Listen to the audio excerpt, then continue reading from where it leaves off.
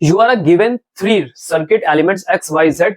They are connected one by one across a given AC source. It is found that V and I are in phase for element X. रुको आराम से पढ़ते हैं. You are given three elements X and Y. ठीक है, बिजलबाजी में सब गड़बड़ हो जाता है. भैया लिखो XM, YM और ZM. ठीक है, ये तीन एलिमेंट हमको दिए. अब पढ़ो. They are connected one by one across a given source. सबको एक एक करके सोर्स से कनेक्ट किया गया. It is found that V and I voltage and current are in phase. दोनों फेज में for element X के लिए. भैया दोनों लोग सेम फेज में हैं. सेम फेज में किसमें होता है सर? रेजिस्टेंस में होता है. इधर ही चलता है भैया करंट और इधर ही चलता है इनका वोल्टेज. अगर मैं दोनों के लिए फॉर्मूला लिखूं तो V naught sine omega T होता है और करंट भी बेटा इसका I not sine omega T होता है. तो देखो दोनों ही ओमेगा टी, कोई फेज डिफरेंस है नहीं, तो एक ही डायरेक्शन में. तो कौन है बेटा? ये आर है, पहचान में. आगे फिर बोला V leads I by pi by 4. तो कौन लीड कर रहा? पोटेंशियल. पोटेंशियल लीड करता है तो कौन बेटा? इंडक्टर. तो L हो गया इंडक्टर, पाई बाई 4 से कर रहा. ठीक है, while while while while while while. ठीक है, ओके. आगे देखो क्या बोला. V leads by pi by 4 for element Y, while I leads V by pi by 4. अभी I लीड करना शुरू कर रहा है Z में, तो कौन हो गया बेटा? कैपेसिटर हो गया. सिंपल है ना. इतनी बार हमने कर लिया है कि अब तो आ गया होगा. इसलिए सर ऐसे क्वेश्चंस सेट करो, मतलब मैं करूं कि बार बार हो जाए तो रिपीट हो जाता तो याद हो जाता है. ठीक है, ओके. आगे आइडेंटिफाई करो. कर दिए, इनके कहने से पहले कर दिए. आगे बढ़ो. Establish the expression for the impedance of the circuit when elements X, Y, Z है ना are connected in series to an AC source. Show the variation of current. Show the variation of current in the circuit with the frequency of the applied AC source. ठीक है, तो अभी ये बढ़िया से इन्होंने लॉन्ग बनाया. बोला कि चलो Z का फॉर्मूला एस्टैब्लिश करो. लिखो नहीं, पिछली बार लिखे थे ना, अब एस्टैब्लिश करने को बोल रहे हैं. ठीक है, तो चलो करा जाए सर, एस्टैब्लिश करते हैं. आइए, तो इनको सर इस तरह बढ़िया प्यार से दीजिए खिसका और शुरू करा जाए अपनी कहानी को. तो देखो क्या हुआ है, कैसे हुआ. देखो सबसे पहले V इज इक्वल टू बेटा V naught sine omega T नाम का एक सोच लेते हो. चलो ये क्वेश्चन आएगा, तुम्हें अलग से पहले यहां बनाना है. इंडक्टर बनाओ, कैपेसिटर बनाओ, रजिस्टर बनाओ, बढ़िया सा प्यारा बेहतरीन सा. ठीक है, ये बनाओ, यहाँ एक एसी सोर्स लगाओ, लगा दिया. क्लियर है, कोई दिक्कत समस्या? ठीक है, अब इसको लिखो L, इसको लिखो C और इसको लिखो R. यहाँ तक कोई दिक्कत समस्या? ठीक है, अब यहाँ से एक फोर्स अप्लाई करो बेटा V. अब ये V जाएगा, यहाँ पे पहुंचेगा. अब देखो ये तीनों सीरीज में है कि नहीं है. अब तीनों सीरीज में है तो तीनों में करंट क्या होनी चाहिए? सेम होनी चाहिए. इसलिए हम इन तीनों के लिए क्या करते हैं? करंट लेट कर देते हैं. लिखो in series current will be same for three elements. ठीक है, hence I is equal to I not sine omega T. तो वही करंट हम फ्लो कराएंगे. ठीक है, अब आगे समझो मेरी बात को. According to this current potential applied will be individually. ठीक है, पहले हम सबकी बात करेंगे, सबका इंडिविजुअल क्या होगा, उसके बाद कंबाइंड होगा. ये करंट मुझे रखनी है, ये मैंने फिक्स कर लिया. ठीक है, अब इसके अकॉर्डिंग पहले हम सब पे बात करते हैं. तो आज सबसे पहले हम बात करेंगे रेजिस्टेंस में.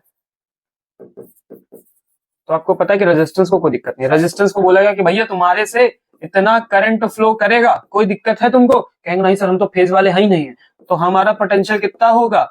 V naught sine omega T. हम इसी में खुश हैं, कोई दिक्कत नहीं है सर हमको, कोई दिक्कत नहीं है सर हमको. समझ गए बात को? इनको कोई दिक्कत नहीं. आगे बढ़ो. अभी कौन है? अब अगला नाम लो. अगला नाम किसका लेंगे भैया? इंडक्टर का लेंगे. अब इंडक्टर से कहा जा रहा है कि सुनो इंडक्टर, तुम्हारे से इतना करंट जाएगा, कितना? Sign omega T. बताओ तुमको क्या दिक्कत है? कहेंगे है. क्यों दिक्कत है? सर हम तो लीड करते हैं, हम तो लीड करते हैं पाई बाई 2 से. तो चलो ठीक है, तुम लीड कर लेना. तो उन्होंने कहा हमारा जो ओमेगा टी है वो पाई बाई 2 आगे रहेगा भाई करंट से. हमको कोई दिक्कत नहीं. करंट दोगे तो हमारा पोटेंशियल इस तरह दिखेगा. कोई दिक्कत हो बताओ? कोई दिक्कत हो तो बताओ. पोटेंशियल लीड करेगा, पोटेंशियल लीड करेगा, लीड करेगा, लीड करेगा, लीड करेगा. आई बात समझ में? आई क्लियर है सर? कैसे पता चले? मान लो तुमको यहाँ नहीं समझ में आ रहा तो तुम यहाँ देखो. अरे यार समझ में कैसे? इतनी बार बताया, कुछ देखने की जरूरत नहीं. 50 कॉन्सेप्ट ना सीखो. समझ गए? सिंपल सा. रेजिस्टेंस का अगर ये है तो तुम्हारा इंडक्टर पाई बाई 2 आगे होता तो देखो उसमें पाई बाई 2 जोड़ दिया. बताओ कोई दिक्कत हुई तो बताओ. नहीं हुई ना? ठीक है, अगला. अब कौन आएगा बेटा? कैपेसिटर को. कैपेसिटर के भी अलग कलर लो भाई, सबको अलग अलग कलर दो. कैपेसिटर को अलग कलर दो. ये है कैपेसिटर. तो कैपेसिटर से बोला गया कि भैया तुम्हारे से इतना करंट फ्लो करेगा, बताओ तुमको कोई दिक्कत, तो कहे नहीं सर, तो हमारा फेज पाई बाई टू गिरेगा, तो गिरो, गिर जाओ, तो V naught sine omega T minus pi by two, ये हो जाएगा।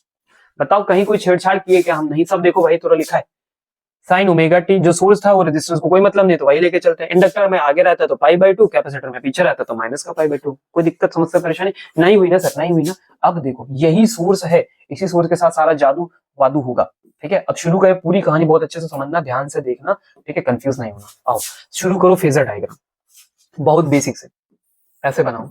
सबसे पहले तुम अपने सोर्स का बनाओगे, ठीक है। सबसे पहले किसका बनाओगे बेटा? सोर्स का बनाओगे। तो यहीं से मैंने बनाया सोर्स का, ठीक है। कौन है सोर्स तुम्हारा? V naught sine omega T, ठीक है। सबके पहले एकदम बेसिक से चलना हमको, ठीक है। तो यहां से हम बेटा ओमेगा टी गए, ये हमारा वी हो गया, हो गया। अब अगली बार क्या होगा, यहां से आगे कितना 90 डिग्री आगे, कितना बेटा आगे रहोगे? 90 डिग्री आगे, तो ये 90 डिग्री आगे, तो 90 डिग्री आगे तुमको कौन मिलेगा भैया? वीएल मिलेगा। वीएल कितना? 90 डिग्री आगे, ठीक है। अब यहीं से 90 डिग्री पीछे आओ, यहीं से कितना पीछे आना बेटा? 90 डिग्री पीछे आना। तो जब यहाँ से 90 डिग्री पीछे जाओगे, ठीक है, 90 डिग्री जब यहाँ से पीछे जाओगे तो कौन मिलेगा बेटा? वीसी मिलेगा। कौन मिलेगा? वीसी मिलेगा। तो देखो वीसी मिल गया। कोई दिक्कत समस्या परेशानी यहाँ तक हो तो बताइए, ठीक है। इसमें लिखो बेटा पाई बाई टू, और इसमें लिखो पाई बाई टू। ये फेजर डायग्राम बना, बना फेजर डायग्राम। ये वी और ये वी और ये वी आर एक ही साइड में, सेम डायरेक्शन में, देखो एकदम बढ़िया सीधा सीधा जाएगा, ठीक है। और सीधा करते हैं कैन को, भाई 90 आगे गया तो 90 पीछे गया, इसमें कौन सी बड़ी बात है, ठीक है, एकदम सीधे सीधे, ठीक है। अब इनके बीच में खुद का गैप देखो कितना बन गया, अगर यहाँ से यहाँ तक का देखो 90, यहाँ से 90, पूरा 180 का फेज है, जस्ट अपोजिट, देख रहा, पूरा पूरा जस्ट अपोजिट फेज हो गया। अगर मैं अब कहूं कि अब सबका इंडिविजुअल हमने निकाला, अब मैं क्या कहने जा रहा हूं? मैं कहने जा रहा हूं कि नेट पोटेंशियल इन सर्किट, अरे यार अच्छा लिखो, नेट पोटेंशियल इन सर्किट, पूरे सर्किट का नेट पोटेंशियल। तो अगर नेट सर्किट का पोटेंशियल निकालूं तो देखो भैया V net is equal to कैसा दिखाई दे रहा है, तो तुम देखोगे ध्यान से, अगर तुम एज अ वेक्टर फॉर्म में देखो, क्योंकि वेक्टर थोड़ी देख समझो वेक्टर फॉर्म में, तो भैया तुमको इधर वी आर मिलेगा प्लस, फिर कौन मिलेगा? तो देखोगे तो वी एल है ना, देखो वी एल और वी सी दोनों एक दूसरे के जस्ट अपोजिट है 180 डिग्री पे, यानी इनका डिफरेंस करना पड़ेगा ऐसे। वेक्टर फॉर्म में जा रहे हैं तो ये दोनों अपोजिट हो गए, तो एक दूसरे को कैंसिल आउट करेंगे ना, तभी जाके रिजल्ट तुम्हारा बनेगा, ठीक है। तो जब वी नेट आप निकालोगे तो फिर क्या करो, इसमें अंडर रूट लगा दो, तो यहाँ लिखो ए स्क्वायर और यहाँ क्या लिखोगे? B square plus 2ab cos theta. जब 2ab cos थीटा बनाओगे तो उनके बीच का जो फाइनल एंगल है वो 90 बन जाएगा। सर कैसे 90 बन जाएगा? अच्छा इसी को आगे बढ़ा देते हैं, चलो इसका फाइनल ग्राफ देखो, ठीक है। इसका फाइनल ग्राफ देखो क्या बनेगा, पूरा समझ लो। VL VC में से कोई एक ज्यादा होगा, हम थोड़ी देर के लिए मान लेते हैं बेटा कि हमारा जो VL है वो VC से ज्यादा है। ऐसी कंडीशन में क्या होगा, पूरा ग्राफ एक तरफ शिफ्ट कर जाएगा, पूरा ग्राफ एक तरफ शिफ्ट कर जाएगा, तो इधर बचेगा VL माइनस VC। भाई जितना ज्यादा होगा उसमें उतना घटा दो, उतना ही बचेगा, और इधर तुम्हारा क्या रहेगा बेटा? VR रहेगा, दिख रहा है। अब यहाँ से क्या जाएगा बेटा? तुम्हारा V नेट जाएगा, दिखा तुमको, VL माइनस VC बचा, VR बचा, तभी फॉर्मुला बना ना, VR का स्क्वायर VL माइनस VC का होल स्क्वायर, ठीक है। अब इन दोनों के बीच में एंगल देखो कितना, VR और VL माइनस VC के बीच में 90, तो 90 यहाँ जब इसे रखोगे तो cos 90 पूरा 0 हो जाएगा, तो बस ये फॉर्मुला बचता, समझ गए बात को, ठीक है। अब बस 2 स्टेप आगे चलना है और कहानी खत्म हो जाएगी। VR का मतलब होता है बेटा I इंटू आर, रखो होल स्क्वायर, प्लस VL का मतलब क्या होता है बेटा? तो I इंटू एक्सएल, VL का मतलब बेटा क्या होता है? I इंटू एक्सएल, ठीक है, माइनस VC का मतलब I इंटू एक्ससी, और इसका लगाया बेटा हमने होल स्क्वायर। देखो यहाँ से बेटा V कॉमन हो पाएगा क्या? सॉरी I कॉमन हो पाएगा क्या? तो I निकाल लिया, अंडर रूट में कौन कौन बचेगा? तो यहाँ बचेगा बेटा R square XL minus XC का क्या बचेगा बेटा? Whole square. I चला गया ना बाहर, अब ये I इनके अपॉन में ले आओ बेटा, V नेट के अपॉन में बेटा I ले आओ, तो क्या बचा यहाँ पे? यहाँ बचा R square XL minus XC का क्या बचा? Whole square. दिख रहा सबको, क्लियर है? कोई दिक्कत समस्या परेशानी नहीं होनी चाहिए। अब बेटा V अपॉन में आई, V अपॉन में आई, तो सर V अपॉन में आई मतलब क्या देगा? रेजिस्टेंस मतलब Z, Z का मतलब बेटा क्या होता है? इंपेडेंस होता है। बताओ ना समझ में आया हो कहीं तो? इजी बन गया? कोई दिक्कत समस्या परेशानी सर हुई क्या? नहीं सर बिल्कुल नहीं। अब तुमको क्या दिक्कत है? कोई दिक्कत नहीं है, एकदम बढ़िया, मजा आया, वेरी गुड, ठीक है। अभी मान लो तुमसे कह रहे कि इंपेडेंस का ग्राफ बनाओ, तो तुम कुछ करना नहीं, यही वाला ग्राफ पकड़ लो, यही वाला ग्राफ पकड़ो, देखो अभी जादू दिखाता है तुमको, यही वाला ग्राफ पकड़ो, VL minus VC VR V net, ठीक है। तुमसे क्या इंपेडेंस का ग्राफ बनाओ, तो बेटा इंपेडेंस का ग्राफ देखो कैसा बनेगा, तो मैं अलग तरह से बनाता हूँ। देखो VL माइनस VC को क्या लिख सकते हो? I into XL minus XC, तो XL minus XC I common कर लिया, इसको क्या लिख सकते हो बेटा? I इंटू Z, V नेट का है ये, इसको क्या लिख सकते हो बेटा? I into R। अब देखो तुमने सीरीज ली थी ना, सबका करंट तो सेम बना है, सीरीज में सबका करंट क्या बना है? सेम, तो सर ये करंट कट पिट कर दो, तो सब कट पिट कर दिया तो किसका ग्राफ बना, एक्सएल माइनस एक्सी जेड और आर का बन गया ग्राफ। इजी है क्या सर, है ना, समझ गए बात को, कोई दिक्कत समस्या परेशानी नहीं सर, वेरी गुड। ठीक है, तो ये सारी लंबी चौड़ी जो मेहनत हुई है ये इसके लिए हुई थी, इसको याद रख लो, तैयार कर लो। अगला क्वेश्चन क्या है क्या बोला कि show the variation of current in the circuit with the frequency of the applied AC source. ठीक है, तो इसके साथ मुझे ये बताना है, तो हम सेकंड का पार्ट यही करते हैं। ठीक है, तुम समझते रहना अपना, सेकंड का अगला पार्ट है बेटा। ठीक है, फ्रीक्वेंसी ग्राफ बनाने वाला। तो बोले बताओ, आओ देखो बेटा, I is equal to V upon R. ठीक है, आर और इन सब के फॉर्मूले में कहीं कोई फ्रीक्वेंसी का मामला है नहीं सर, फ्रीक्वेंसी से इंडिपेंडेंसी है, इंडिपेंडेंसी यानी फ्रीक्वेंसी पे कोई डिपेंडेंसी नहीं है। कोई डिपेंडेंसी है सर, बताओ कोई डिपेंडेंसी है नहीं है, तो फ्रीक्वेंसी से क्या है बेटा, रेजिस्टेंस की बात हो रही है। ठीक है, तो I is independent of frequency in are resistive circuit में, तो इनका ग्राफ चिपका दीजिए। तो इधर लगाओ बेटा फ्रीक्वेंसी, इधर लगाओ इनका करंट, और एक ये वैल्यू चलेगी, कोई चेंजेस नहीं देखने को मिलेंगे। ठीक है, अब चलो अगले वाले पार्ट में। अगले वाले पार्ट में बेटा ये मैंने आर के लिए किया था, अब मैं करता हूँ बेटा एल के लिए। तो एल का फॉर्मूला लिखो, एल का फॉर्मूला लिखोगे तो आई इज इक्वल टू क्या बनेगा, वी अपॉन यहाँ क्या बचेगा बेटा एक्सएल। इसको थोड़ा ओपन करें यार, सब वही कलर से हो जाएगा क्या, चलो कोई बात नहीं, यहाँ देखो v अपॉन एक्सएल को क्या लिखोगे, 2 पाई एफ एल। अगर ध्यान से देखो तो I जो है वो inversely proportional to the frequency. दिख रहा है। अगर इनवर्सली प्रोपोर्शनल होगा तो तुम्हें पता है कि तुम्हारा ग्राफ कैसे जाना चाहिए, तो तुम्हारा ग्राफ जो है वो बेटा ऐसे चला जाएगा। ये देखो यहाँ लगा दी फ्रीक्वेंसी, यहाँ क्या लगा दिया बेटा I, और क्योंकि ये बढ़ेगा तो ये गिरेगा, तो गिरा दो। ठीक है, समझ गए, करंट की बात हो रही है सर। ठीक है, एकदम आंखें खोल कर कह दो नहीं, एक्सेल की बात नहीं हो रही, एक्सेल वर्सेस फ्रीक्वेंसी नहीं लिखना है, एक्सेसी वर्सेस फ्रीक्वेंसी नहीं करना है, क्योंकि तुम रट रखे उसको, एक करंट वर्सेस चल रहा है। हाँ, शॉक मत जाइएगा कि नहीं ये क्या बता दिया आप, अरे असंभव, क्या कह रहे हैं आप बेटा। v एक्सी होता है 1 अपॉन ओमेगा सी, घूमेगा तो 1 अपॉन क्या बचेगा बेटा, 2 पाई एफ सी, ये घूम के बेटा आएगा ऊपर, तो v into 2 pi F C आ जाएगा। इसका मतलब क्या हुआ, इसका मतलब हुआ कि current is directly proportional to the frequency. किसके लिए, कैपेसिटर के लिए। किसके लिए बेटा, कैपेसिटर के लिए। जब कैपेसिटर के लिए ऐसी बात हो रही है तो तुम्हें पता है कि ग्राफ कैसा बनना चाहिए। ये लगाओ यहाँ फ्रीक्वेंसी और यहाँ लगाओ बेटा कैपेसिटर की करंट आई। अब क्या होगा सर, करंट बनेगा। तो भाई जब फ्रीक्वेंसी बढ़ाओगे तो करंट बढ़ेगा ना, तो पहले से कुछ करंट रहा होगा, फिर यहाँ से वैल्यू देखो, यहाँ पहले कुछ ना कुछ कैपेसिटर करंट रहा होगा, फ्रीक्वेंसी बढ़ाई तो कैपेसिटर करंट और बढ़ गई, डायरेक्टली प्रोपोर्शनल, तो ग्राफ कैसे आएगा, स्ट्रेट, जीरो से नहीं उठाओगे। ठीक है, यहाँ से उठाओगे, डन, ठीक है, गुड। आगे, in a series LCR circuit obtain the condition under which impedance is minimum and wattless current flows in the circuit। wattless current flow करना शुरू करे वो कंडीशन मुझे लाके दो, और मुझे वो कंडीशन दो जहां पे इंपेडेंस कम हो जाए। ठीक है, तो ये सब भी इनको चिपका देते हैं, एकदम अलग कलर पेन लेते हैं ताकि तुम जानो कि किसकी बात हो रही है। थर्ड पार्ट की बात हो रही है, सबसे लास्ट वाला पार्ट। ठीक है, क्या है, हमसे कह रहा है कि Z मिनिमम हो जाए, यही तो बोले थे, पढ़ लो यार। हाँ ठीक है, हमसे बोले Z मिनिमम हो जाए, तो Z मिनिमम का मतलब होता है बेटा Z is equal to R, और Z is equal to R तब आता है जब किसकी कंडीशन बनती है, रेजोनेंस की कंडीशन बनती है। रेजोनेंस की कंडीशन बेटा क्या होती है, जब एक्सएल और एक्सी आपस में क्या होते हैं, बराबर हो जाते हैं। ठीक है, this is the condition of the resonance. ठीक है, और अगर तुम्हें चाहिए तो बेटा यहाँ की फ्रीक्वेंसी क्या हो जाती है, 1/2 पाई अंडर रूट में एलसी हो जाती है। तो ये सारी कंडीशंस हैं। ठीक है, इस पे क्या हो जाता है, जेड मिनिमम हो जाता है। ठीक है, अब इसका अगला पार्ट क्या है, अगला पार्ट कह रहा है कि वाटरलेस करंट फ्लो करे। ठीक है, अच्छा हुआ पूछ रहे हैं, यही बहाने हम वाटरलेस करंट भी कवर करेंगे। तो बेटा वाटरलेस करंट का मतलब क्या होता है, when power consumption, when power, अरे यार, when power consumption in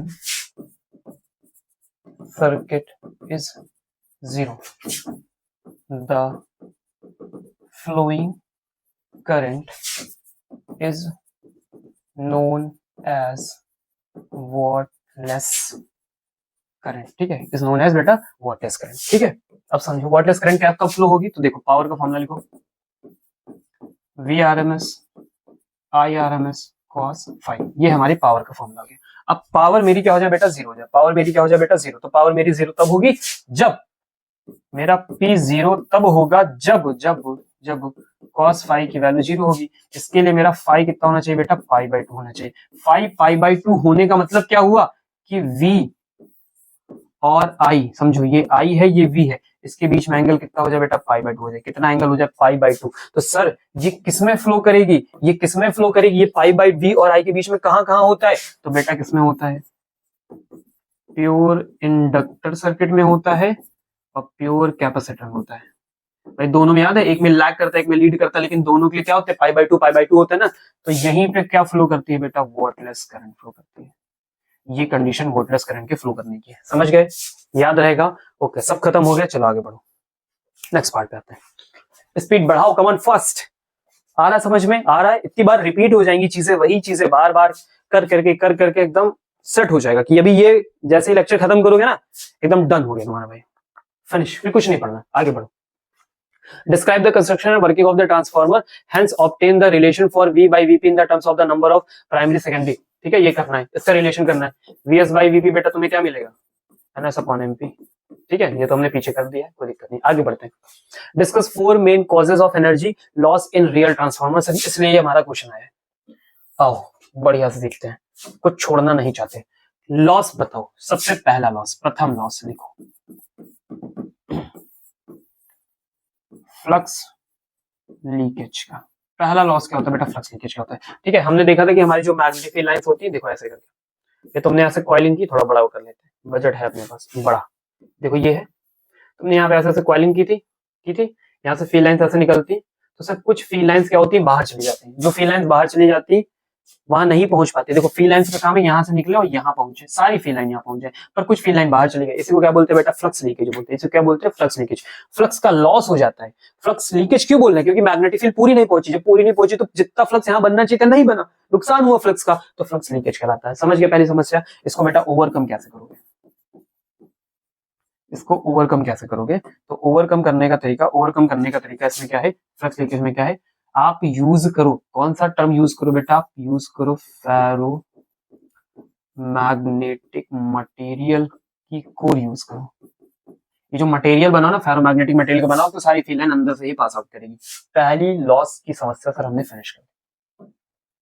आइए दूसरे लॉस पे, द्वितीय लॉस। अगला लॉस क्या है बेटा, कॉपर लॉस।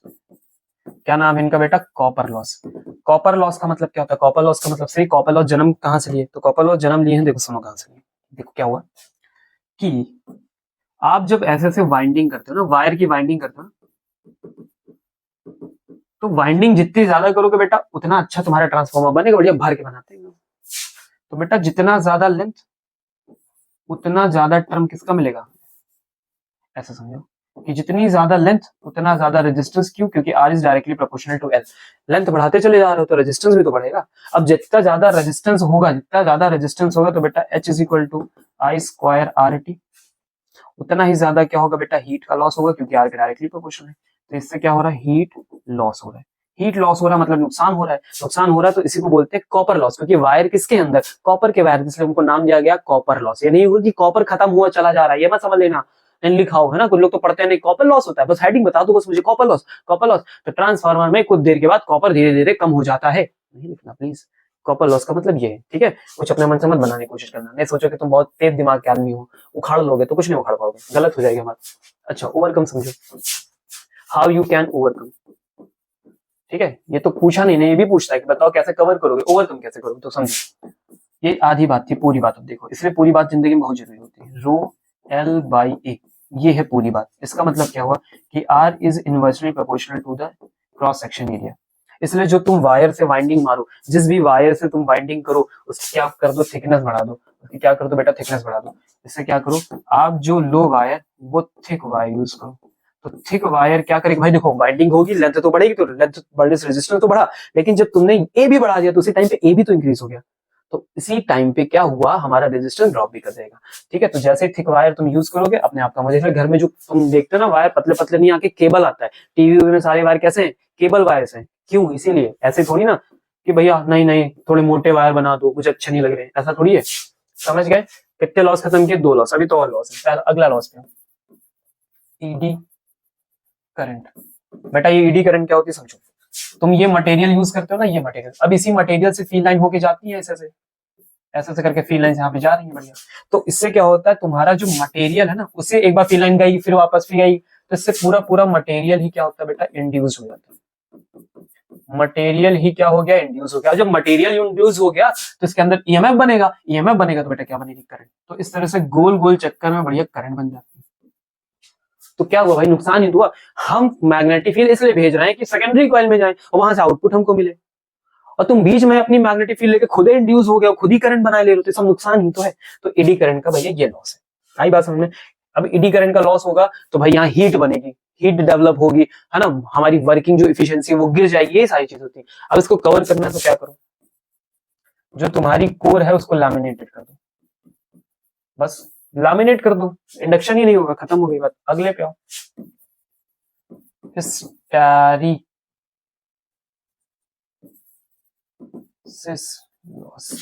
अगला हमारा क्या बेटा, स्टैटिस्टिक्स लॉस। स्टैटिस्टिक्स लॉस क्या होता है, ये चैप्टर 5 में तुमने पढ़ा होगा, एक ऐसे करके एक ग्राफ तुमने पढ़ा होगा बेटा, ऐसे करके, ठीक है, याद आ रहा है कुछ ऐसे, और फिर यहां से वापस लाए होगे तो ये ऐसे गया होगा, याद आया कुछ, पढ़ा पढ़ा लग रहा, दिखा दिखा, यही होता है हिस्टैरिसीस लॉस में। होता है क्या, ये होता है क्या कि भाई एक बार क्या होता है, मैग्नेटाइजेशन होता है, और थोड़ी देर बाद क्या होता है बेटा, उसी में डीमैग्नेटाइजेशन होता है।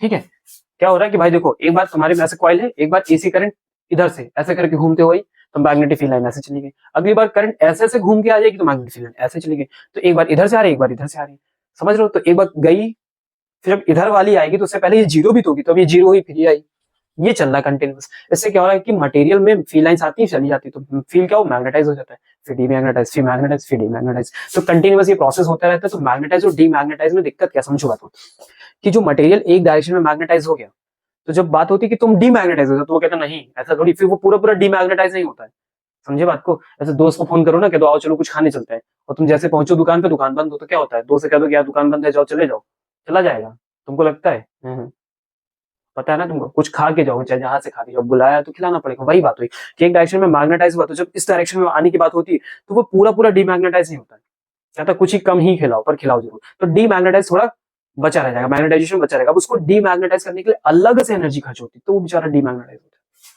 ये ग्राफ में देखो, तुमको दिखाते हैं इस ग्राफ में, ये इस डायरेक्शन में पूरा पूरा मैग्नेटाइजेशन हुआ, इधर हमने फील्ड लगाई, हमने कहा मैग्नेटाइज हो जाओ, तो देखो ये आई डायरेक्शन में मैग्नेटाइज है, एच लगाया तो ये मैग्नेटाइज हो गए। अब हमने कहा एच जीरो कर रहे हैं, तो देखो डीमैग्नेटाइज हुए, लेकिन यहाँ तक, अब इतना पार्ट इनका आई का देखो बचा रह गया, बचा रह गया। अब ये खत्म ही नहीं हो रहा, अब ये तब खत्म होगा जब हमने इधर माइनस एच लगाया, जब इधर लगाया इतना एच मेरा खर्च हुआ, तब जाके ये जीरो हुए, समझ गए बात को। तो जितना बचा रह जाता है उसे हम क्या बोलते हैं, रिटेंटिविटी बोलते हैं बेटा, क्या बोलते हैं, रिटेंटिविटी। और जो एक्स्ट्रा खर्च करके बनाना पड़ता है उसको क्या बोलते हैं बेटा, कोर्सिविटी बोलते हैं, क्या बोलते हैं, कोर्सिविटी। अब फिर यही कहानी यहाँ भी, देखो इधर, अब इधर मैग्नेटाइज हो गए, इधर मैग्नेटाइज हो गए, अब क्या चलो डीमैग्नेटाइज हो, देखो फिर से इतना बचा लिए, अब ये फिर से इतनी रिटेंटिविटी, अब फिर इतनी कोर्सिविटी खर्च करोगे तो ये जाके जीरो होंगे। तो यही सब चला करता है, मैग्नेटाइजेशन डीमैग्नेटाइजेशन, हिस्टैरिसीस लॉस होता है। बेटा ओवरकम कैसे करोगे, ओवरकम कैसे करोगे, तो ओवरकम करने के लिए जो मटेरियल यूज करो, ठीक है, वो मटेरियल ऐसा हो जिसकी रिटेंटिविटी क्या हो, लो,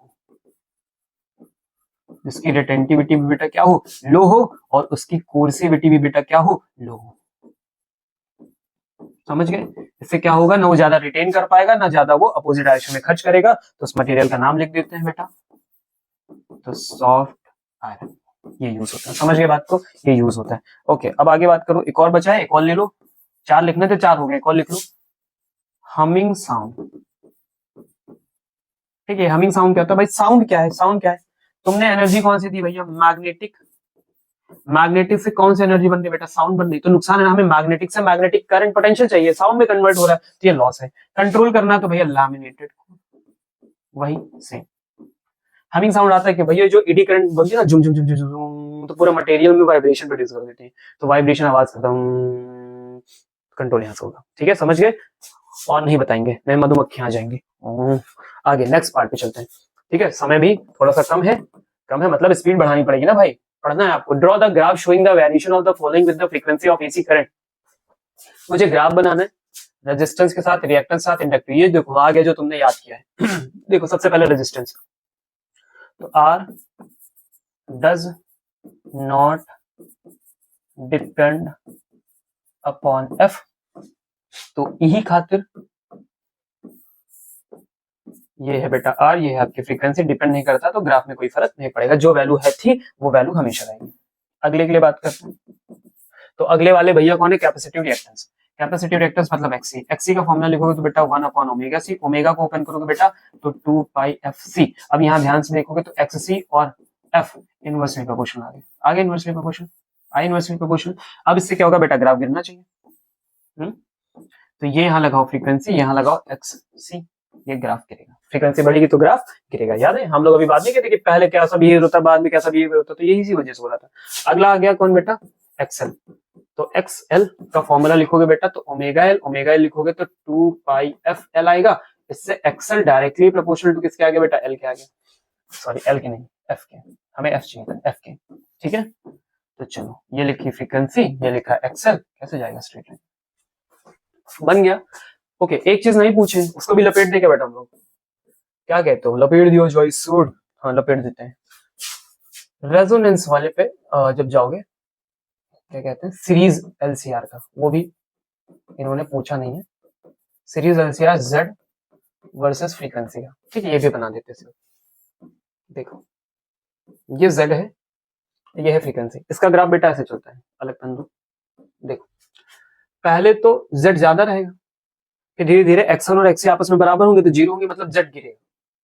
जहां Z एकदम मिनिमम हुआ, ये कौन सी फ्रीक्वेंसी बेटा, F0 की, यहीं पे रेजोनेंस होता है, ठीक है। यहाँ Z एकदम मिनिमम हो जाएगा, किसके बराबर हो जाएगा, R के बराबर, फिर यहीं से दोबारा गैप इंक्रीज होना शुरू हो जाता है। तो ये ग्राफ इसका है, ठीक है, इसको भी याद कर लो।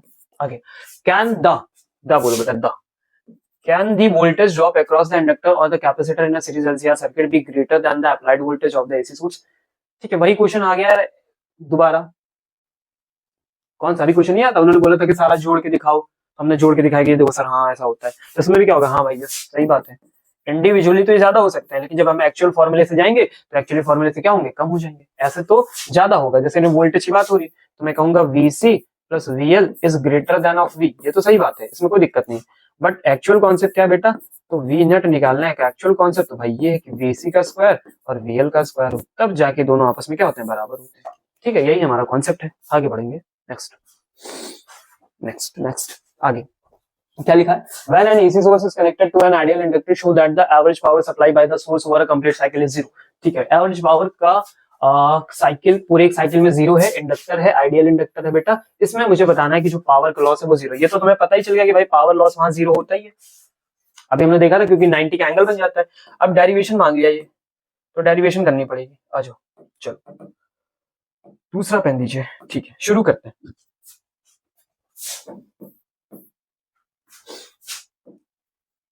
लिखेंगे power in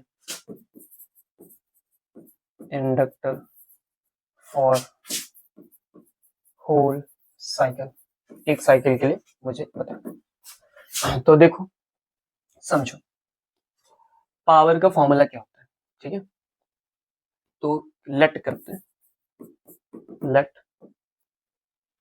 V is equal to V naught sine omega T, बेटा ये क्या है, सोर्स हो गया, इसके थ्रू करंट आई तो I not sine omega T plus 5, ठीक है। तो कि अगर मैं यहाँ पे अपने लिए इंडक्टर बना लूं तो इंडक्टर में तुम क्या कहते हो कि पोटेंशियल आगे, करंट पीछे, करंट बेटा कितना पीछे बताते हो, π/2 बताते हो, ठीक है।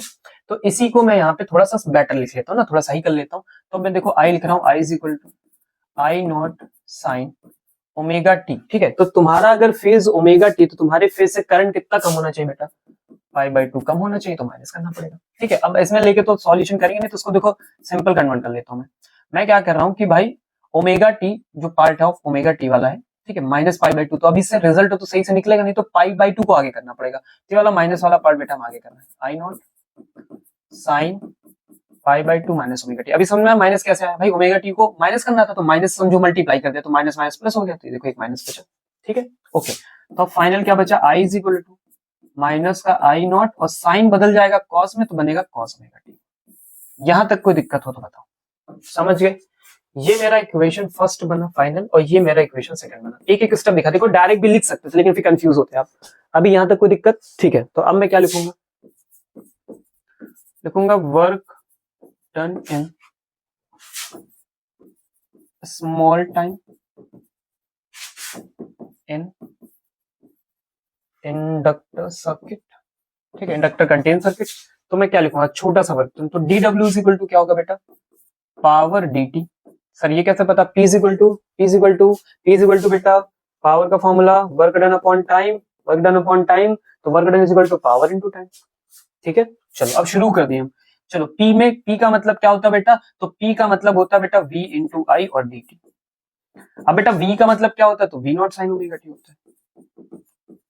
ठीक है, थोड़ा सा मेहनत लगेगी, बस थोड़ा सा मेहनत लगेगी, बाकी आ तो जाएगा दौड़ के साथ। अब माइनस का रखा आई नॉट, केवल स्टेप देखते जाओ बस, कुछ अलग से मत देखो, इजी है, जो यहाँ मिला वो रखते जा रहे हैं। अभी तुमको पता चल जाएगा कितनी मैथ है, कोई खास मैथ नहीं है इसमें, बेसिक कैलकुलेशंस है। ठीक है, माइनस बाहर करो तो वी नॉट आई नॉट अलग कर दिया, यहाँ लिखा साइन ओमेगा टी बेटा, यहाँ लिखा कॉस ओमेगा टी। अब हमको दिमाग में आया कि देखो साइन थीटा कॉस थीटा एक ही तरह दिख रहा है, जब इस तरह हो कभी, है ना, तो तुरंत भैया 2 से मल्टीप्लाई करना और 2 से डिवाइड कर देना। अब इससे मेरा फायदा क्या हुआ?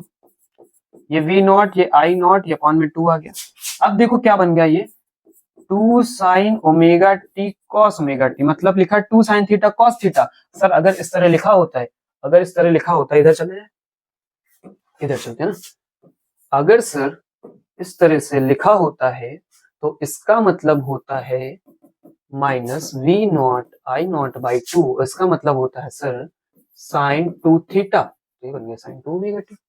ठीक है, यहां तक कहानी हमको पहुंचानी है, पहुंच गई कहानी। अब लिखेंगे नाउ पावर लॉस इन सर्किट। ठीक है, तो P इज इक्वल टू बेटा क्या होगा? फिर से वही बात, power power by DP, DP is equal to क्या होगा बेटा? dw बाई टी, यही तो होगा। ठीक है, ओवर अ साइकिल लिख लेते हैं, ओवर अ साइकिल। तो इस बार किससे डिवाइड करोगे? पूरे टाइम से डिवाइड करोगे। ठीक है, पूरी पावर चाहिए तो क्या करो? इंटीग्रेशन मारो। dw तुम निकाल के रखियो, निकाल के रखियो, रखो यहाँ पे minus V naught I naught 2, और बेटा यहाँ t, ये वाला t, और यहाँ लिखा हमने साइन 2 ओमेगा टी। बताओ यहाँ पे कोई दिक्कत समस्या हो तो है? कोई नहीं। आगे बढ़े सर, चलो आगे बढ़ते कंटिन्यू करेंगे। ठीक है, माइनस बाहर करो, वी नॉट कांस्टेंट है, आई नॉट कांस्टेंट है, टी कांस्टेंट, सब बाहर आ गया, अंदर बचेगा sine 2 omega T. Sine 2 omega T का मारो बेटा इंटीग्रेशन, तो क्या बनेगा? कॉस 2 ओमेगा टी और 2 ओमेगा अपॉन में सर। ठीक है, डिफरेंशिएशन होता है तो यही 2 ओमेगा मल्टीप्लाई में होता है, इंटीग्रेशन होता है तो जो टी के साथ बचा हुआ पार्ट होता है 2 ओमेगा वो अपॉन में होता है। ठीक है, इस तरह से याद कर लोगे, गुड। यहाँ तक कोई दिक्कत समस्या परेशानी हो तो बताइए। ठीक है, नहीं है कोई दिक्कत नहीं है, पूरा होल साइकिल के लिए जा रहा है तो इंटीग्रेशन बेटा 0 से टी तक चलेगा, इंटीग्रेशन बेटा 0 से टी तक चलेगा, इंटीग्रेशन बेटा 0 से टी तक चलेगा, 0 से कहां तक चलेगा? टी तक चलेगा। ठीक है, चलो अगला स्टेप देखो क्या किया हमने। माइनस इनके पास था, इनका भी था, माइनस हमने कर दिया बाहर, तो माइनस माइनस हो गया बेटा प्लस, तो वी नॉट आई नॉट, यहाँ बचा टी। अब यहाँ क्या बचा अंदर, तो यहाँ से 2 ओमेगा भी बाहर कर दे बेटा, देखो 2 ओमेगा टी भी बाहर, अंदर क्या बचा बेटा? केवल cos 2 ओमेगा टी बचा और 0 से टी। आगे बढ़ो, अब वैल्यू रखो, एक बार 0 रखो, एक बार टी रखो, तो cos 2 omega capital T minus cos 0। देखो समझ में आ रहा है, समझ में आ रहा है, क्लियर है? एक एक स्टेप पुट करना है। अब अगले स्टेप में देखिए, V naught I naught 2 omega T, अब वहां देखो अंदर क्या बचेगा, तो मैं लिख रहा हूं cos 2 ओमेगा इनटू, अभी मैं टी को क्या लिख सकता हूँ बेटा? ठीक है, टी को मैं क्या लिख सकता हूँ, यहाँ एक छोटा सा तुम्हें समझाता हूँ। देखो ओमेगा इज इक्वल टू बेटा क्या होता है? 2 पाई बाई टी, तो टी इज इक्वल टू क्या हो जाएगा? टी इज इक्वल टू क्या हो जाएगा? 2 पाई बाई ओमेगा। जो कहो कोई दिक्कत नहीं, ओमेगा रखना चाहे ओमेगा रख ले, ओमेगा रखना चाहो ओमेगा रख लो, और टी रखना चाहो तो टी रख लो, दो में से कोई एक वैल्यू रख लो। तो चलो मैं ओमेगा रख देता हूँ, तो ओमेगा क्या होता है बेटा? तुमको याद भी है, 2 पाई बाई टी होता है। मल्टीप्लाई में भाई हमने कौन सा टी रखा? बड़ा वाला टी रखा, बड़ा वाला। cos 0 का वैल्यू 1 होता है, ये देखो यहाँ तक तो आई गया।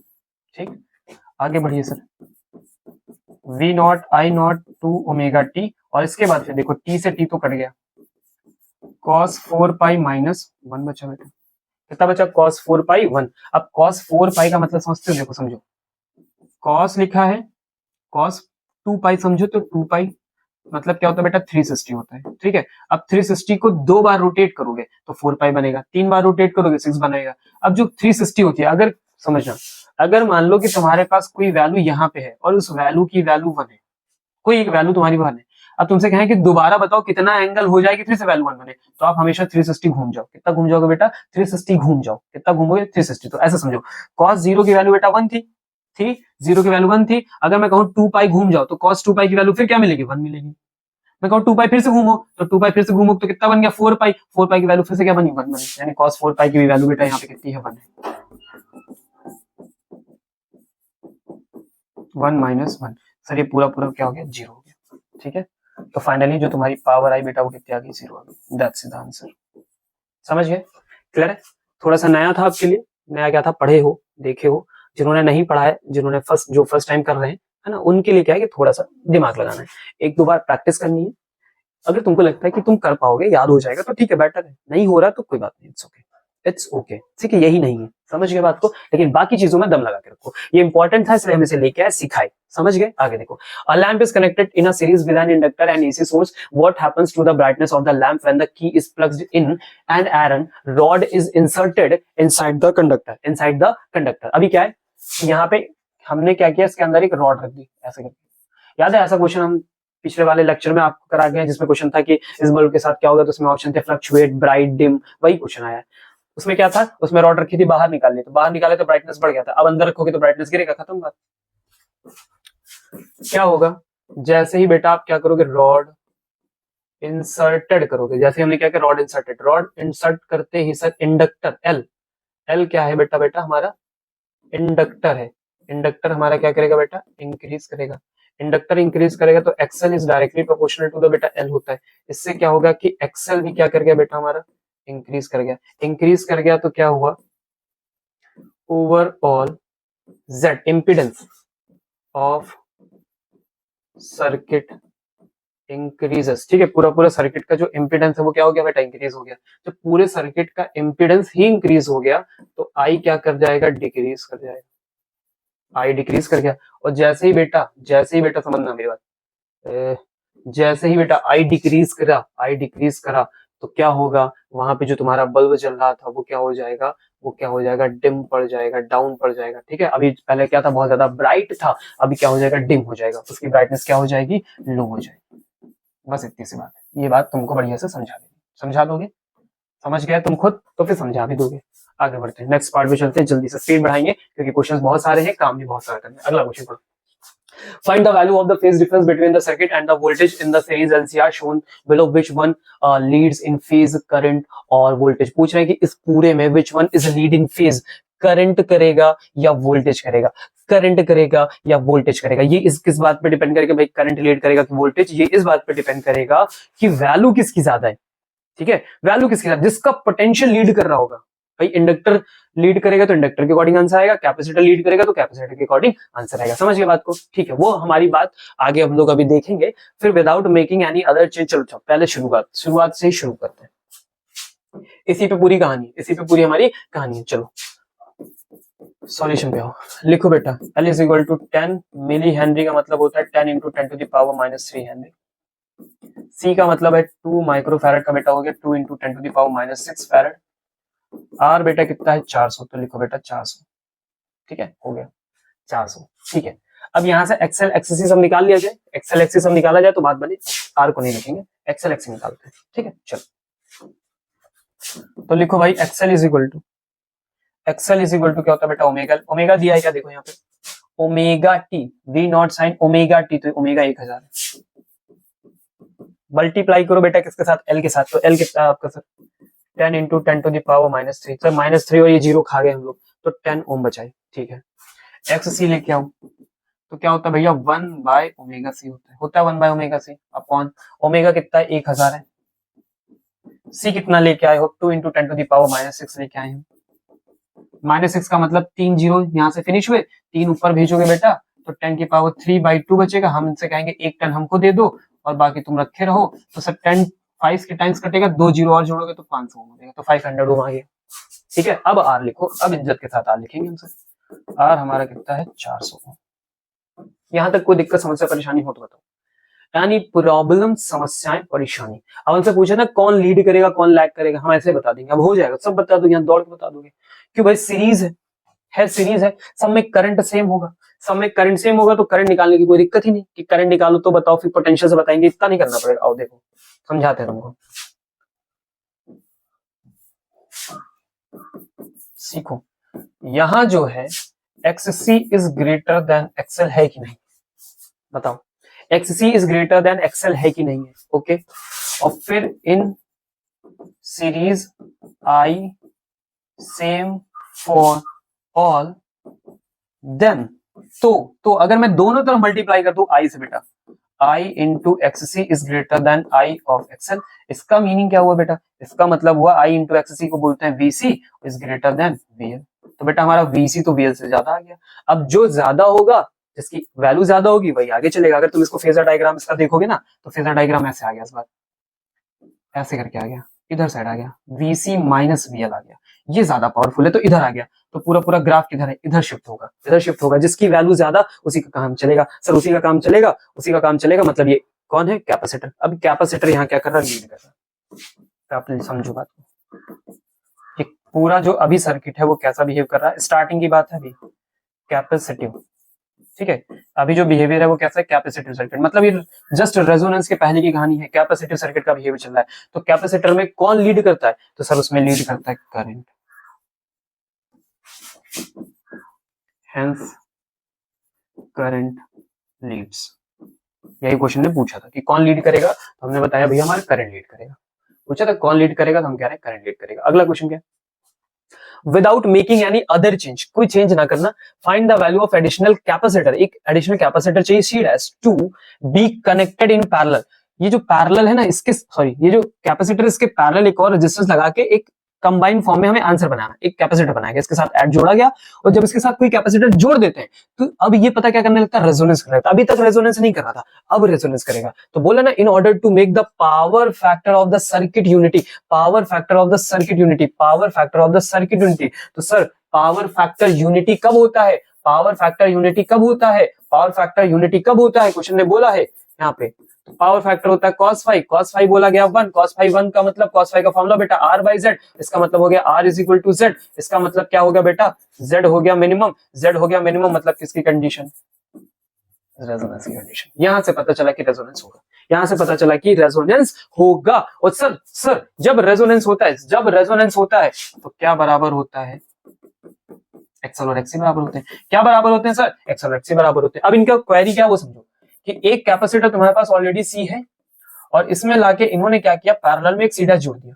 क्या जोड़ दिया, एक पैरेलल में C डैश जोड़ दिया। अब इसकी वजह से रेजोनेंस होने लगा, तो मैं इसको कंबाइन करके पहले क्या मान लेता हूँ, इसको सबको कंबाइन कर लेता हूँ, और इसको मैं कंबाइन करके C डबल डैश मान लेता हूँ। अगर मैं C डबल डैश की वैल्यू निकाल लूं और फिर यहाँ रख दूं तो C डैश आ जाएगा। ठीक है, आओ करके दिखाते हैं। एक्सएल का फॉर्मूला बेटा ओमेगा L, इसका फॉर्मूला बेटा 1 बाई ओमेगा C। कोई दिक्कत, अब किस पे हुआ, C डबल डैश पे पूरा हुआ ये काम, तो C डैश लिख दिया। कोई दिक्कत यहाँ तक बताओ, यहाँ तक कोई समस्या प्रॉब्लम है तो बताओ। है ओमेगा निकाला है, ओमेगा अभी हम लोगों ने कैलकुलेट किया था, देखो कितना आया था ओमेगा आया था 10, और ये कितना आया था 500। ठीक है, तो वो तो खैर यूज ही नहीं करना, इसको यूज करते हैं। ये कितना आया था बेटा 10, और ये 1 अपॉन ओमेगा, तो ये तो बेटा हो गया 1000, और ये हो गया बेटा हमारा C डैश। समझ गए बात को, एल जैसा लग रहा है क्या, C डैश। ठीक है, समझ गए। चलो इधर भेजते हैं, C डैश को उधर लेके चलते हैं, इनको इधर लेके आते हैं। तो C double dash is equal to बेटा क्या आएगा, 1000 के मल्टीप्लाई में एक और 10, तो बेटा ये आ गया। ठीक है, आया। यहाँ तक बताओ कोई दिक्कत समस्या परेशानी हो तो, क्लियर है, ओके। अब ये वैल्यू देखो कितनी बनेगी, ये वैल्यू कितनी बनी, 1 2 3 4। ठीक है, ये वैल्यू कितनी बनी, 1 2 3 4, मतलब क्या हो गया बेटा 10 की पावर -4 हो गया। बना क्या बना, 10 की पावर 4 बन गया। यहाँ तक कोई दिक्कत समस्या परेशानी हो तो बताओ, कोई दिक्कत समस्या परेशानी, 10 की पावर -4 बना, क्लियर हो गया यहाँ तक कोई प्रॉब्लम। ठीक है, अभी देखो अब क्या करना है, इसको मैं क्या, इसको सर मैं क्या लिख सकता हूँ, इसको मैं क्या लिख सकता हूँ माइक्रोफैरड में। तो माइक्रोफैरड में -6 होता है, मतलब 2 माइनस की पावर और चाहिए, मतलब 100 से डिवाइड करो, 100 से मल्टीप्लाई करो। तो सर ये 100 इंटू 10 की पावर -6, मतलब ये क्या बन गया, 100 माइक्रोफैरड बन गया। कोई दिक्कत यहाँ तक बताओ, ये क्या आ गया, C डबल डैश आ गया। खत्म क्वेश्चन, दम फिनिश हो गया। तुमको लगा मुश्किल होगा, नहीं है भैया। किसमें जोड़े थे, पैरेलल में। पैरेलल का formula C double dash is equal to C1 plus C2। C में क्या जुड़ा था, C डैश जुड़ा था। C डैश तुम्हारा आ गया 100 माइक्रोफैरड। C तुम्हारा कितना था, C कुछ बताया होगा ना, C बोलो प्रभु, C है 2। ठीक है, C कितना बेटा 2 है, यहाँ लिखो 2 प्लस C2 का मतलब C डैश वही निकालना, 100 से माइनस करो बेटा 2, 98 माइक्रोफैरड। कितना आया, 98 माइक्रोफैरड जोड़ोगे तो ये क्या करने लगेंगे भैया, रेजोनेंस करेंगे। आंसर हो गया। नेक्स्ट अगले पार्ट पे आते हैं। फोन चेक करें, चल रहा है? ठीक है, चलते रहो fast. What is the reactance of an inductor in a DC circuit? What is the reactance of an inductor in a DC circuit? DC circuit में इंडक्टर की कहानी, तो बेटा इंडक्टर होता है XL, XL होता है बेटा 2πfL, ठीक है, क्या होता है 2πfL। अब बात कर रहे हैं बेटा DC की, तो DC के लिए फ्रीक्वेंसी बेटा कितनी होती है, 0 होती है। फ्रीक्वेंसी 0 होगी बेटा, तो XL भी कितना हो जाएगा हमारा, 0 हो जाएगा। XL भी बेटा हमारा कितना हो जाएगा, 0 हो जाएगा। समझ गए बात को, XL कितना हो जाएगा, 0। तो रिएक्टेंस हमारा क्या आ गया बेटा, 0 आ गया। ठीक है, समझ गए? ओके, अगले पार्ट का क्वेश्चन देखो। Capacitor blocks DC, capacitor DC को जाने नहीं देता। क्यों नहीं जाने देता, तो समझो। लिखो यहाँ पे XC is equal to 1/2πfc, 2πfc। जैसे बात करो बेटा, डीसी में फ्रीक्वेंसी कितनी होती है बेटा, 0 होती है। ठीक है, अगर फ्रीक्वेंसी 0 होती है तो लाओ रखो यहाँ पे, तो लिखा मैंने XC इज इक्वल टू 1/0, 1/0 बेटा कितना हो गया, इन्फिनिटी। सर इतना हाई रेजिस्टेंस बन के तैयार हो जाता है, इसलिए वो क्या कर देता है, ब्लॉक कर देता है। डीसी नहीं जाती हमारे कैपेसिटर के अंदर। समझ गए बात को? अगला नेक्स्ट क्वेश्चन क्या है, पढ़ो।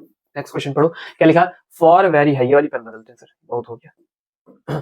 For very high frequency AC supply a capacitor behaves like a pure conductor. क्या कह रहा है, क्या कह रहा है कि प्योर कंडक्टर तरह बिहेव करता है। फिर से पढ़ो, कह रहा है बहुत ज्यादा हाई फ्रीक्वेंसी पे जो एसी सप्लाई है, एसी सप्लाई की अगर फ्रीक्वेंसी बहुत ज्यादा मैंने बढ़ा दी, तो जो मेरा कैपेसिटर है ना, वो कंडक्टर की तरह बिहेव करता है। आओ तो भैया एक्ससी पे ले चलते हैं। कंडक्टर में क्या होता है भैया, कंडक्टिविटी अच्छी होती है, रेजिस्टेंस कम होता है, यही बात हो रही है। तो आज वही चेक करना है, 2πfc, फ्रीक्वेंसी हाई है, f इज हाई। ठीक है, बहुत ज्यादा हाई होगी तो ऐसी कंडीशन पे x की वैल्यू जो है वो टेंड्स कर जाएगी सर 0 की तरफ। 0 नहीं होगी, टेंड्स टू 0 हो जाएगी। भाई फ्रीक्वेंसी तुम बढ़ाते जा रहे हो, ये वैल्यू बड़ी होती जा रही है, वैल्यू बड़ी होती है, तो पूरा कंबाइन वैल्यू छोटी होती है ना, बहुत स्मॉल। मतलब कि जो पूरा तुम्हारा XC का पार्ट है वो टेंड्स टू 0 हो जाएगा ना, मतलब XC बिकम्स वेरी स्मॉल। अब भैया जब रेजिस्टेंस इसका एकदम 0 हो गया है, तो I क्या होगा बेटा, लार्ज होगा यहाँ पे। और जब I लार्ज होगा तो किसके तरह बिहेव करेगा, कंडक्टर की तरह। समझे? बढ़ो आगे, नेक्स्ट प्रश्न देखो, इसी पे बेस्ड अगला प्रश्न आपके लिए। क्या है, arrange this given circuit at high frequency. इस सर्किट को हाई फ्रीक्वेंसी पे अरेंज करो। ठीक है, अरेंज करो मतलब रीअरेंज करके बनाओ। अब देखो, करंट इधर से आ रहा, हाई फ्रीक्वेंसी, एफ बहुत ज्यादा हाई। अभी तुमको मैंने सारी एफ की कहानी समझाई। एफ हाई होगा तो क्या होगा, तो चेक करो एक्सएल के साथ क्या होगा। देखो भाई, इंडक्टर लगा, कैपेसिटर सब कोई लगा है, आर से तो कोई मतलब नहीं, कुछ भी करो। तो एक्सएल क्या होता है बेटा, 2πfl। हम कह रहे फ्रीक्वेंसी बहुत हाई है, तो XL is directly proportional to बेटा एफ। तो एफ बहुत ज्यादा तो एक्सएल बहुत ज्यादा। ठीक है, बहुत हाई पे क्या हो जाएगा, एक्सएल जब बहुत ज्यादा हो जाएगा, एक्सएल जब बहुत ज्यादा हो जाएगा मतलब समझो इन्फिनिट हो गया, तो ये करंट को क्या कर देगा, पूरा ब्लॉक कर देगा। ठीक है, तो करंट कहां नहीं जाएगा, करंट यहां से निकला, इधर नहीं जाएगा बेटा, इस वाले पार्ट में नहीं जाएगा। करंट क्यों नहीं जाएगा, क्योंकि भाई ये L2 आने नहीं देगा, ये खुद ही नहीं आने दे रहा, तो सर्किट नहीं कंप्लीट होगा। तो बेटा इधर नहीं आएगा, ठीक है, इधर नहीं आएगा क्योंकि ये भी ब्लॉक कर देगा, इस रास्ते से होगा। कैपेसिटर को चेक करो, सॉरी, कैपेसिटर को अभी चेक किया ना हम लोगों ने, हाई फ्रीक्वेंसी पे किसका बिहेव कर रहा था, कंडक्टर का। ठीक है, inversely proportional to the frequency, मतलब इससे जाएगा, तो करंट इधर से यहाँ आएगा, यहाँ जाएगा, यहाँ जाएगा, यहाँ जाएगा, फिर निकल जाएगा। मान लो इधर जाना तो निकल जाएगा। इसको अरेंज कर दें, तो अरेंज करके बेटा कैसा दिखेगा, देखो। अच्छा देखो, ये बनाओ, ये तुम लगा लो इसमें, और तुम ये लगा लो, एक रेजिस्टेंस लगा लो। ठीक है, ये बाहर कर दो। अब बाकी इन सबको रखने की कोई जरूरत नहीं है, क्योंकि इनका कोई मतलब नहीं है। देखो ये बना, ठीक है, ये तुम्हारा R4 बचा, ये C2 बचा, ये C1 बचा, ये R1 बचा, अरेंज हो गया, कोई दिक्कत। ठीक है, ये ऐसे करंट अपना हम फ्लो करा के यहाँ पे लेके जा रहे हैं। नेक्स्ट बढ़ते आगे, अगले प्रश्न पे आएंगे, तेजी से बढ़ेंगे आगे। अगला, 3 electrical circuits having AC sources of variable frequency are shown in the figure. Initially, the current flowing in each of these is same. So तीनों में करंट सेम है. If the frequency of the applied AC source is increased, AC source की जो frequency वो मैं बढ़ा रहा हूँ, how will the current flowing in these circuit be affected? इन तीनों में जो करंट है वो कैसे अफेक्ट होगी? Give reason for your answer.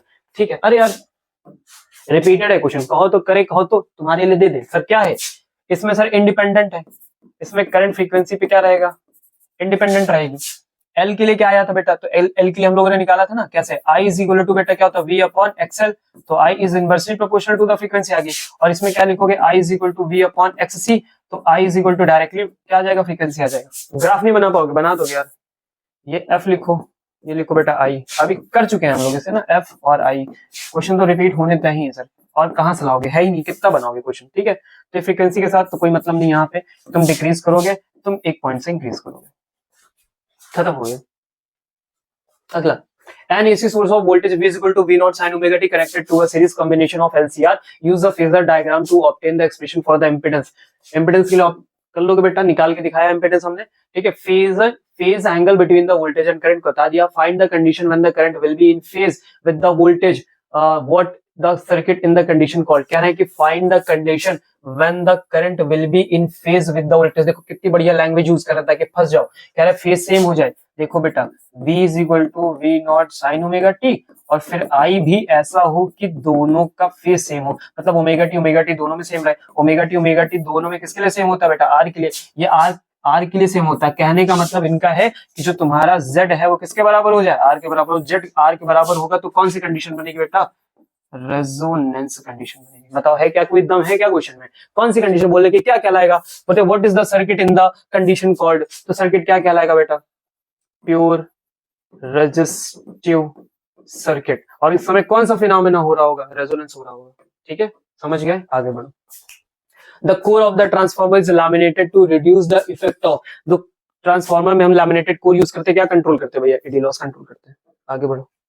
A step up transformer cannot be used as a step down. कह रहे step up transformer step down की तरह यूज नहीं कर सकते. ए भैया अभी बताया था, बदल सकता है, यूज कर सकते हैं. तो बोल रहे कैन नॉट, तो गलत है, ये गलत बोला. और transform works only in one direction, ये भी गलत बोलना है. तो उनको दे दो डी. जो गलत बोलेगा डी मिलेगा. आगे बढ़ो. Next, which among the following is not a cause for power loss in a transformer. Power loss का कौन सा रीजन नहीं है? पहला बोला eddy currents. Eddy currents are produced in soft iron core, भाई लॉस करती है. Electric flux sharing is not properly done, ये भी लॉस है. हमिंग साउंड, ये भी लॉस है. Primary coil is made up of a very thick copper wire. Thick copper wire है भाई, थिक कॉपर वायर भैया, थिक कॉपर वायर. तो ये हो गया 1/a. इससे रेजिस्टेंस क्या हो गया? कम हो गया. रेजिस्टेंस कम हो गया. ये बढ़ाए तुम तो रेजिस्टेंस कम हो गया. तो इससे क्या होगा? लॉस कंट्रोल हुए. तो लॉस कंट्रोल करने वाला है ना, तो ये वाला टिक करो. नेक्स्ट प्रश्न. ओके, अब क्या बोला है कि 3 स्टूडेंट्स हैं. एक सेकंड फोन चेक करें फिर बात करेंगे.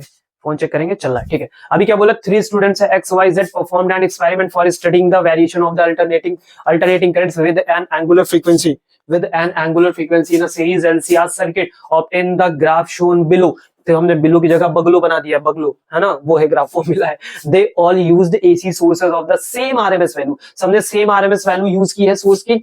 And inductances of the same value, मतलब सबके लिए एल की वैल्यू सेम है. ठीक है, ओके. आगे क्या है? What can we conclude about the capacitance resistance by used. इन्होंने कौन सा कैपेसिटेंस और रेजिस्टेंस यूज किया उसके बारे में बताओ. कम था, ज्यादा, जो था. और फिर in which case will the quality factor be maximum. किसमें क्वालिटी फैक्टर ज्यादा होगा? फिर what can we conclude about what we can conclude about the nature of the impedance of the setup at the frequency. ठीक है, तो ये सब तुम्हें पढ़ाने से पहले तो मैं इंपॉर्टेंट चीज पढ़ा देता हूं, ध्यान से. सब पढ़े, बस ये बचा था. ठीक है, ये टॉपिक बचा था. ये बनती है हमारी करंट. दिख रहा है? इस करंट को बोलते हैं बेटा इंपेडेंस की करंट. ठीक है, समझो. ये लगा रखी हमने फ्रीक्वेंसी. क्या लगा रखी बेटा? फ्रीक्वेंसी. ये है एफ नॉट. जैसे ही रेजोनेंट फ्रीक्वेंसी है तुरंत करंट मैक्सिमम मिला. इसी को बोलते हैं बेटा हम लोग आई मैक्स. ठीक है, अब इसमें आई मैक्स में यहाँ पे इस जगह 2 पॉइंट्स होते हैं. अगर मैं यहाँ लेके आऊं तो यहाँ पे मुझे मिलता है बेटा आई आर एम एस को बोलते हैं बेटा आई नॉट बाई रूट 2. ठीक है, अब ये जिस पॉइंट में मिले हैं अगर मैं इनको ले लूं, मतलब ये थोड़ी ना कि किसी भी पॉइंट पे ले लूं. तो अगर मैं ये वाला पार्ट ले लूं, यहाँ पे एक फ्रीक्वेंसी F1 मिलेगी, यहाँ एक फ्रीक्वेंसी F2 मिलेगी. ठीक है, तो ये जो तुम्हें गैप मिलने वाला है, ये जो तुम्हें यहाँ पे गैप मिलता है, ठीक है, इसको बोलते हैं बेटा हम लोग बैंड विथ. क्या बोलते हैं बेटा? बैंड विथ बोलते हैं. समझ गए बात को? क्या बोलते हैं बेटा? बैंड विथ बोलते हैं. क्लियर हुई सबको बात? Are you getting my points? तो एक टर्म देखो यहाँ पे इन्होंने बोला है क्वालिटी फैक्टर का बोला है. तो क्वालिटी फैक्टर का मतलब होता है, आप ऐसे समझो कि QL/R होता है. ठीक है, क्या होता है फॉर्मूला? QL/R, यानी रेजिस्टेंस के इनवर्सली प्रोपोर्शनल. इसका मतलब क्या हुआ कि भैया करंट क्या हो? मैक्सिमम हो. तो जिस सर्किट में जहां करंट जितनी ज्यादा बढ़िया मिलेगी उसका क्वालिटी फैक्टर उतना बढ़िया होगा. ठीक है, एक वर्ड और यहाँ पे नहीं यूज हुआ है, उसको भी हम लोग बात कर लेते हैं इसी टाइम पे. वो होता है बेटा हमारा शार्पनेस. क्या होती है बेटा हमारी? शार्पनेस क्या होती है? तो शार्पनेस एक ऐसा टर्म होता है जो क्वालिटी फैक्टर पे डिपेंड करता है. अगर क्वालिटी, मैं लिख लेता हूं यहाँ पे, अगर क्वालिटी फैक्टर ज्यादा है, लार्ज है, तो शार्पनेस भी बेटा क्या होती है? लार्ज होती है. बस यही बात होगी. ये देखो, ये शार्पनेस देखिए, ये शार्पनेस. तो शार्पनेस अच्छी मतलब क्वालिटी फैक्टर अच्छा मतलब करंट ज्यादा है. ठीक है, कोई दिक्कत, ये बेसिक चीजें वही यहाँ यूज होने वाला है। ठीक है, तुम्हें कुछ ज्यादा खास करना नहीं पड़ेगा, अभी तो तुम यहीं से आधी चीजें देख के तो समझ जाओगे। अभी जैसे उसने पूछा which case will the quality factor be maximum, किसमें क्वालिटी फैक्टर ज्यादा है, किसमें क्वालिटी फैक्टर ज्यादा है, तो जरा आओ अपनी अखियों से देखो क्वालिटी फैक्टर किसमें ज्यादा है। क्वालिटी फैक्टर ज्यादा होना, रेजिस्टेंस कम हो, तो देखो ग्राफ सबसे ऊपर किसमें गया, इसमें गया, जिसका क्वालिटी फैक्टर सबसे ज्यादा है, फिर इसका है, फिर इसका है। क्या बात समझे? अगर मैं यहाँ पे आंसर लिख दूं आपके लिए कि क्वालिटी फैक्टर अरेंज करो, तो क्या अरेंज नहीं कर पाओगे, बहुत इजी से अरेंज होगा। Quality factor of X is greater than quality factor of Y is greater than quality factor of Z. Sir कैसे पता, ये बात तुम्हें कैसे पता चली? क्योंकि हमें क्या पता है, तो quality factor is equal to हमें क्या पता था बेटा, अभी मैंने तुम्हें तुरंत क्या बताया, तो मैंने तुम्हें बताया कि क्वालिटी फैक्टर का जो पार्ट होता है वो डिपेंड किस पे करता है। यहाँ देखो, तुरंत देखो कहाँ गया, क्वालिटी फैक्टर का जो पार्ट होता है वो किस पे डिपेंड करता है, तो मैंने बताया, अरे यार क्वालिटी फैक्टर मतलब Q is equal to omega L upon R, इस पार्ट पे डिपेंड करता है। तो रेजिस्टेंस कैसा है, इनवर्सली प्रोपोर्शनल है, कैसा है, इनवर्सली प्रोपोर्शनल है। तो मैंने यहाँ लिखा क्वालिटी फैक्टर बेटा ओमेगा एल अपॉन आर, तो आर के इनवर्सली प्रोपोर्शनल होगा ना। तो अगर मैं तुम्हें यहाँ आर अरेंज करने को बोलूं, आर देखो तो भाई जिसकी करंट ज्यादा है उसमें रेजिस्टेंस क्या होगा, अपने आप कम हो गया। तो अगर मैं रेजिस्टेंस ऑफ एक्स लिखूं, तो रेजिस्टेंस ऑफ एक्स सबसे कम है, फिर रेजिस्टेंस ऑफ वाई उससे ज्यादा हुआ है, और फिर रेजिस्टेंस ऑफ जेड सबसे ज्यादा हुआ है, तभी तो उसमें कम मिला, इसलिए क्वालिटी फैक्टर उनका ज्यादा होगा। इसी में शार्पनेस पूछा होता तो क्यू की सबसे ज्यादा होती, फिर क्यू वाई की होती, फिर क्यू जेड की होती। ठीक है, हो गया, ये दो क्वेश्चन हमने खत्म कर दिए। ओके, ये क्वेश्चन खत्म कर दिए। Quality factor, what can we conclude about the nature of the impedance of the setup at the frequency वो नॉट। ठीक है, ये डब्ल्यू नॉट क्या, एंगुलर फ्रीक्वेंसी, इस एंगुलर फ्रीक्वेंसी पे क्या हो रहा है बेटा, इस एंगुलर फ्रीक्वेंसी पे क्या हो रहा है, रेजोनेंस हो रहा है। तो कह रहा है इस डब्ल्यू नॉट में बताओ कि हमारा जो इंपेडेंस उसका नेचर क्या होगा। अरे भैया तो तुम्हारा इंपेडेंस जेड किसके बराबर हो जाएगा, आर के बराबर हो जाएगा। तो क्या बन जाएगा, प्योर रेजिस्टिव, क्या बन जाएगा बेटा, प्योर रेजिस्टिव सर्किट बन जाएगा। सिंपल हो गया, ये क्वेश्चन हमने निपटा दिए। अभी कौन से क्वेश्चन नहीं निपटाए उन पे बात करते हैं। कैपेसिटेंस नहीं निपटाया, रेजिस्टेंस तो निपटा दिया। ठीक है, और कैपेसिटेंस निपटाते हैं कि कैपेसिटेंस कैसे यूज किया। ठीक है, तो उन्होंने देखो एक बड़ा अच्छा वर्ड बोला, ये सारे, ये जितने पूरे ग्राफ बने हैं, ठीक है, इनमें ध्यान से देखो, ये जो सारे ग्राफ तुमको मिले सबके, किसी का रेजिस्टेंस कम ज्यादा उससे कोई मतलब नहीं, लेकिन सब अपने अभी पता है रेजोनेंस की कंडीशन में सारे रेजोनेंस कर रहे हैं। देखो तभी तो सबने अपने अपने औकात के अकॉर्डिंग, जो उनकी भाई रेजिस्टेंस और बाकी चीजें उसके अकॉर्डिंग सामने देखो इस तरह का ग्राफ बनाया है। ये सब इंपीडेंस, सॉरी, सब क्या कर रहे हैं, रेजोनेंस कर रहे हैं। सब क्या कर रहे हैं, रेजोनेंस कर रहे हैं। किसी की वैल्यू ज्यादा, किसी की वैल्यू कम, किसी में ज्यादा शार्प, किसी में कम शार्प है, तो रेजोनेंस पे। ठीक है, तो मतलब ओमेगा नॉट सबके लिए सेम है। ठीक है, सब में। अब समझो बात को, मैं क्या कह रहा हूं कि एट रेजोनेंस, अगर रेजोनेंस है बेटा, तो ओमेगा नॉट की जो वैल्यू है वो सबके लिए सेम है सेम। ठीक है, फिर वो x हो चाहे y हो चाहे z हो। अगर मैं ओमेगा नॉट का फॉर्मूला ओपन करूं, तो वन अपॉन अंडर रूट में क्या मिलता है भैया, LC मिलता है। अभी x के लिए लिखूंगा तो LX CX लिख लेता हूं, one upon under root LY लिख लेता हूं, CY लिख लेता हूं, वन अपॉन अंडर रूट लिख लेता हूं, CZ लिख लेता हूं। ठीक है, CZ क्या होता है बेटा, LZ होता है, और फिर CZ। ठीक है, समझ गए, ये सारी चीज देखिए। अब खास बात क्या है कि हमें गिवन है, क्या गिवन है, हमें गिवन है कि LX LY और LZ सेम। उन्होंने बोला कि हमने सेम इंडिसेस यूज किए, हमने इंडक्टेंस जो यूज किए वो सेम वैल्यू की यूज किए। भैया ये वैल्यू बराबर है, ऊपर से ये वैल्यू भी बराबर है ना, लिखो। तो अब ये कब संभव भाई, ये भी बराबर है, तो क्या ये CY ये अलग अलग हो गया? अगर ये अलग होंगे तो क्या इसके बराबर तुम जा सकते हो? कभी नहीं सर भाई, ये सब बराबर हो गया, तो मजबूरी है इनको भी बराबर होना पड़ेगा। Hence CX is equal to CY is equal to CZ, ये भी आपस में क्या है, बराबर हो। क्या बात समझे? Are you getting my points? Clear हुआ? तो ये क्वेश्चन हमने कवर किया, कोई भी पार्ट हमने छोड़ा नहीं, कुछ बचा नहीं है, सारे तरह के क्वेश्चन हमने टच कर लिए। आपको प्रैक्टिस करने के लिए सब कुछ मिल जाएगा, हर एक इंपॉर्टेंट टॉपिक मिल जाएगा। देखो कुछ रिजल्ट इधर लिखे हैं, कुछ रिजल्ट इधर लिखे हैं, सब कुछ लिखा हुआ है।